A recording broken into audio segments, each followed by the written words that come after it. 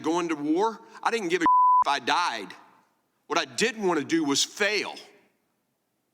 But your guys showed up that day and didn't give a There was apathy and complacency, period. And that's your mission now. Do not invoke 9/11 for political purposes. Oh, I'm not. I'm invoking this. You are, sir. Gentlemen, and you are out of line, Congressman. Don't try to bully me. You know Your why you were time has there? expired. Because you wanted to be visible, because you are auditioning for this I was job. there to pay You're not gonna respect for a get fallen till member of January this 20th. agency. You endangered You are President out of line, Biden's life, Congressman. Vice President You are out of Harris's line. life, because you put those agents out of position.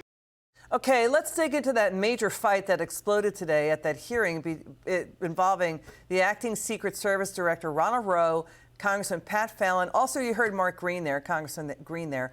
This is about security problems in the assassination attempts on President-elect Trump. Let's bring in Monica Crowley. Monica, congratulations on your nomination as ambassador, also Assistant Secretary of State and Chief of Protocol of the U.S. Looks like they could have used protocol over there. And Monica, this is about that photo op at the 9/11 ceremony at Ground Zero. Can you break down what happened?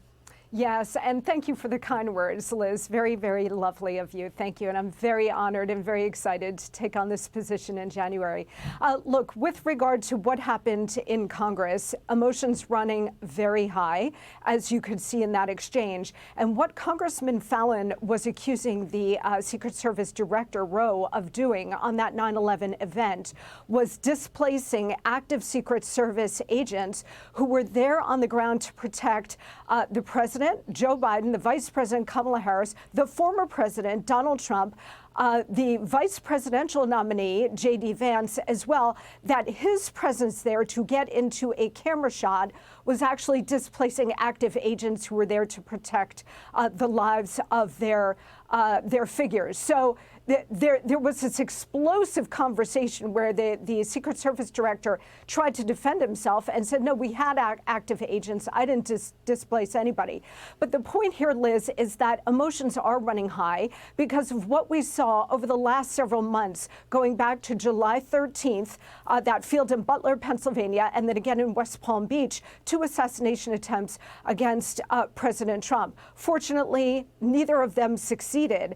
But you have a real situation at the Secret Service, which has to be cleaned up. And I know when President Trump assumes office, that is going to be high on the list of priorities. Yeah, I mean, the president-elect has said he's applauded the Secret Service. They do work hard, but there's talk at that hearing about complacency and apathy. Congressman Fallon was basically saying the Secret Service director, acting director, was trying to play politics and 9/11 sympathies when Congressman Fallon was basically saying, you wanted to get into a photo op, you pushed the Secret Service detail aside to be in that photo op. He was asking if he had a gun on him. The Secret Service acting director is saying at no time was anybody put in danger, that they were on the perimeter ready to protect. So there's that fight. But you mentioned, you know, the problems with the near assassination attempts on President-elect Trump. Talk about that Butler, Pennsylvania rally. Because there were whistleblowers who talked to Josh Hawley about the apathy at the Secret Service, that the Secret Service Counter-Surveillance Intelligence Division did not perform the evaluation of the site, were not present on the day of the shooting. That meant the gunman could have been handcuffed in the parking lot before he shot Trump. Well, yes, that's exactly right. And you mentioned a whistleblower, Liz, with that particular incident in Butler, Pennsylvania, and the exchange that you saw today between Congressman Fallon and the Secret Service Director Rowe. That was also because the congressman got information from a whistleblower. So, look, there is a lot of information that needs to be uncovered. Real investigations need to be undertaken because that day in July, Liz, in Butler, Pennsylvania, if that assassin had succeeded, this country would have been plunged into darkness.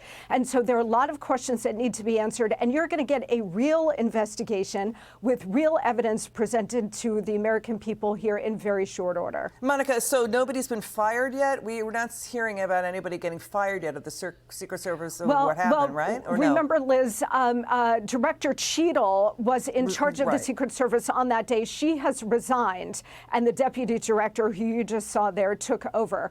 But in terms of active agents who were there on the ground and their responsibilities, no, nobody has been fired Okay, Monica, for their lapses. Again, congratulations. Don't be a stranger to the show. Merry Christmas. Good to see you. Thank you. Thank you so much, Liz. Sure.